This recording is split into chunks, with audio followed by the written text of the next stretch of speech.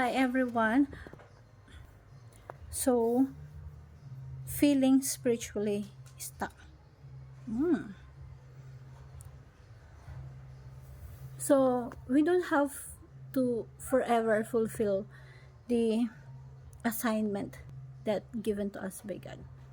Sabi nga dito, we are sent to the earth to complete the task or what God wants us to do in a certain amount of time and to complete the task. So, and to fulfill a specific purpose. We are sent to do it by God with a certain amount of time. So, we don't have forever to fulfill that assignment.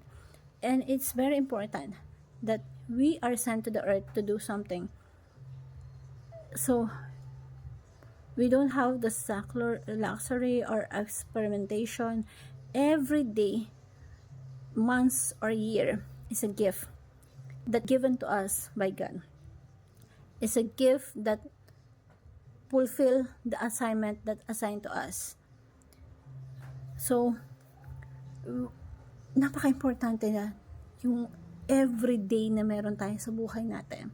Spend it to fulfill what kind of task God given to you. Napaka-importante nito sa buhay natin na malaman natin na may purpose kung bakit tayo nabubuhay. Now, kung hindi pa natin alam yung purpose na yon, alamin natin. Kasi each one of us given a gift by God. That gift is using our God to align with His plan, to fulfill the task that He has given to us. And napakalaki na, napakasarap sa pakaramdam na nabubuhay ka, na yung ginagawa mo is aligned with the will of God. At napaka-importante po nun.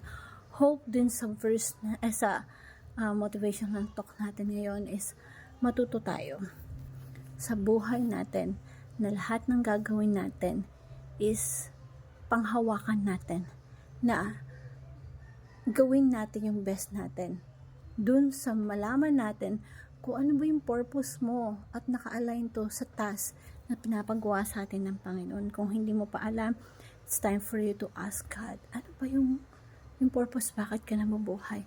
Ano ba yung dapat mong gawin? Ano ba yung assignment mo dito sa earth? Hope we learn something na malaman natin yung mga bagay-bagay na dapat natin gawin. Thank you everyone and God bless.